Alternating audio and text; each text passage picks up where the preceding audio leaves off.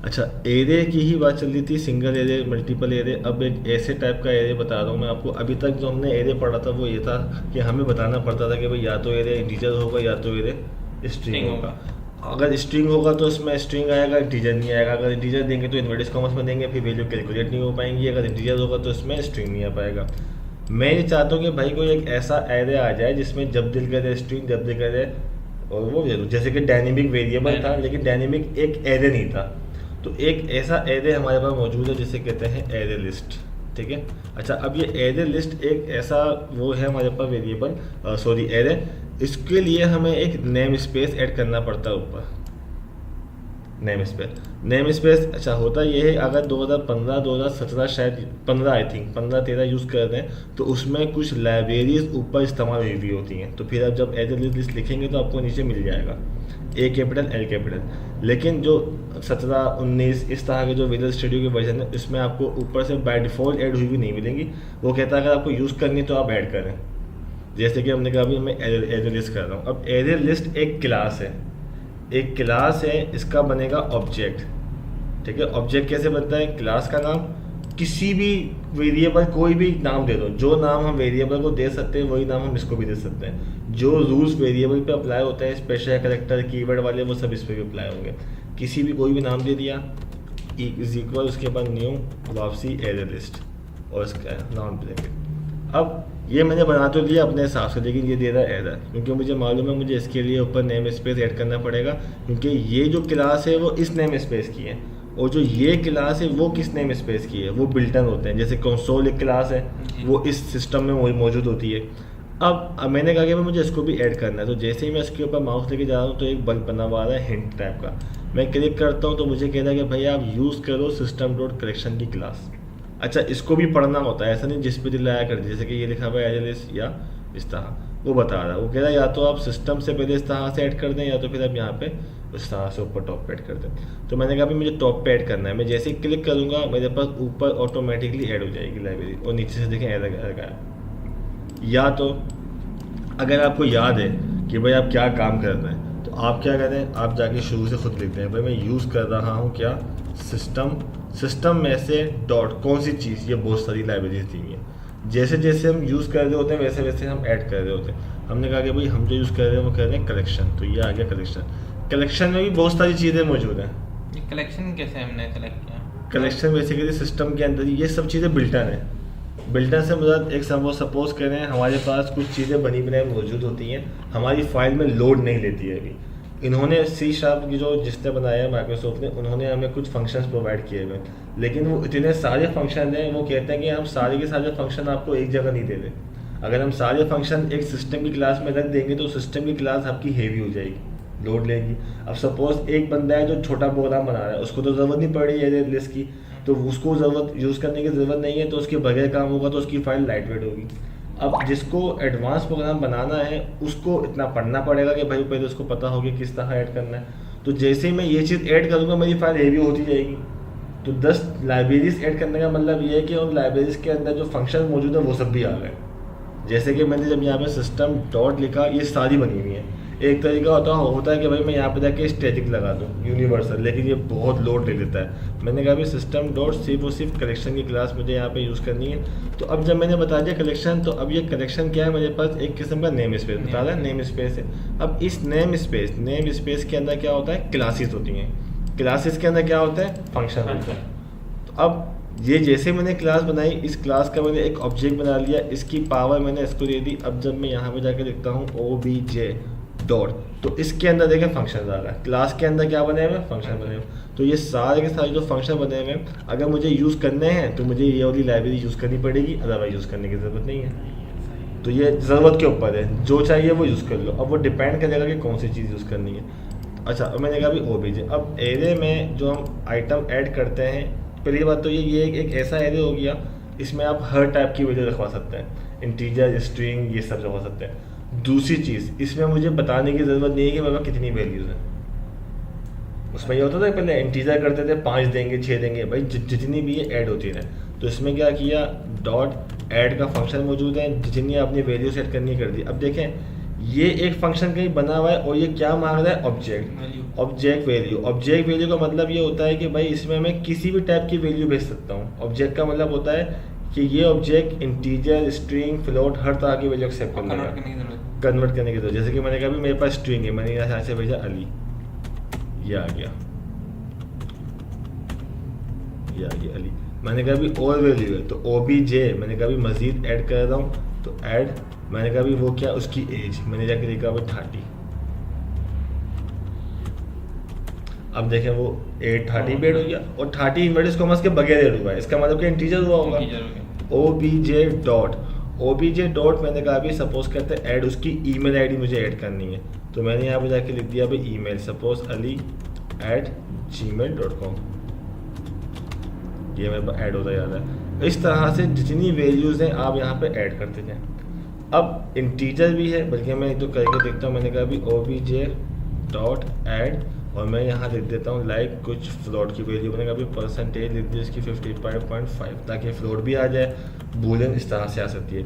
अब जब ये जो असल वजह है फॉर ईच की यूज़ करने की, वो आपको यहाँ भी मालूम हो जाएगी। वो क्या, आपने कहा कि भाई हम फॉर का लूप लगाते थे तो उसमें कहाँ से शुरू है कहाँ ख़त्म है बताना पड़ता था। अब यहाँ पे जब हमें एरे में ही नहीं पता कि कहाँ ख़त्म है, सपोज यूज़र के हिसाब से मैं चला रहा हूँ, तो फिर मुझे कैसे पता लगेगा, तो फिर हम उसके लिए इस्तेमाल करते हैं फॉर ईच का लूप,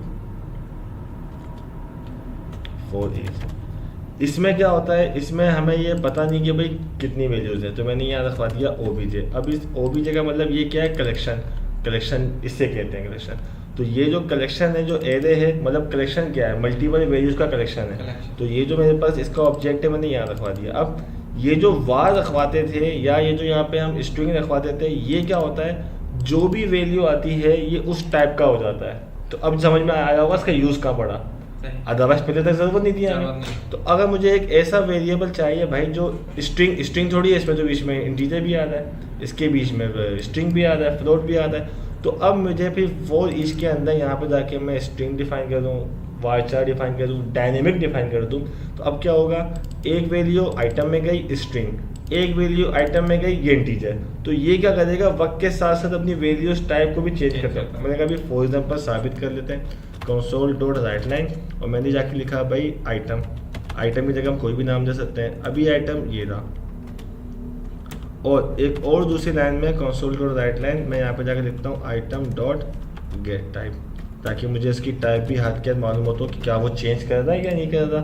प्रिंट कर देते हैं, मैंने कहा अभी एग्जीक्यूट करते हैं। तो अब मेरे पास हुआ क्या, अली आया स्ट्रिंग, 30 आया इंटीजर, ईमेल आई स्ट्रिंग, ये आया तो डबल या फ्लोट था।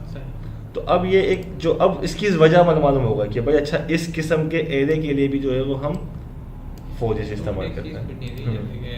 पहले जो हमने सीखा जो भी चीज़ है, तो क्या हम डायरेक्टली इसी पे मतलब इन द एंड तो यही इसी तरह बना एग्जैक्टली हाँ, वो तो मतलब एक तरह से इतना समझने के लिए है, मगर ये है कि यूज़ नहीं होगा, वो यूज़ नहीं होगा, सिर्फ यूज़ यही होगा। नहीं वो भी बाज़ दफ़ा यूज़ होता है, जैसे कि बाज़ दफ़ा आपको कंडीशन लगानी पड़ जाती है कि भाई आप अब मतलब कि ये जो एरे है उस पर भी लग जाएगी। हाँ, लेकिन इसके अंदर जो है वो आपके पास अगर आपको सिर्फ स्ट्रिंग वैल्यू चाहिए, अब आपको यहाँ पे जो काम है यूज़र फ्रेंडली के लिए तो हम फिर इसी तरह बनाएंगे ना, बिल्कुल यूज़र फ्रेंडली के लिए बनाएंगे। लेकिन बाज़ जगह पे सपोज करते हैं अगर आपके पास कोई मार्कशीट बना रहे हैं आप या आपको सैलरीज का कोई पोर्शन है, उसमें आपको सिर्फ इंटीजर ही लेने हैं, तो फिर आप इसको रोक नहीं सकते, एरेलेस को नहीं ले पाएंगे। इसमें मिक्स है ना, अगर कोई बंदा गलती से अल्फ़ाबेट टाइप कर देगा तो चल ही जाएगा, इसमें ऐड हो जाएगा, ठीक है। तो आप उसको रोक, लेकिन इसका भी एक हल है, वो क्या, फिर अभी ये एक एरे लिस्ट है, एक होती है आगे जाके लिस्ट जो कि जेनरिक टाइप होती है। हम अपनी मर्जी से यहाँ पे टाइप बता देते हैं कि मुझे किस टाइप की वैल्यू चाहिए, इंटीजर चाहिए, स्ट्रिंग चाहिए, तो फिर वो लिस्ट ऐसी लिस्ट बन जाती है, एरे लिस्ट पे वो इम्प्लीमेंट हो जाएगा। हाँ, कि अगर मेरे पास सपोज एक एरे लिस्ट है, मैंने इसको बता दिया भाई वो सिर्फ इंटीजर है, तो ये सिर्फ इंटीजर लेगा, तो ये बेहतर है। हाँ, तो यही बेहतर है। लेकिन बेसिकली वो एक बेस, जैसे कि वो कहता है ना कि वो बेस बनाने के लिए तो मैं सिंगल डबल कॉन्सेप्ट तो समझ आया कि ये 0 है, 1 है, 2 है, लूप था, नेस्टेड लूप था, उन सब के लिए तो मैं एटलीस्ट इस तरह इस पे ये भी कर सकते हैं ना, जैसे हम कंडीशन लगा के जैसे लिस्ट नहीं हम करें, लिस्ट नहीं बताया, हम नीचे ये लिख दें कि इस मतलब कि दूसरी वैल्यूज एक्सेप्ट ना करे, उस पर एरर दे दे। हाँ कंडीशन Invalid। बिल्कुल बिल्कुल कर सकते हैं कंडीशन, लेकिन काम बढ़ जाएगा ना।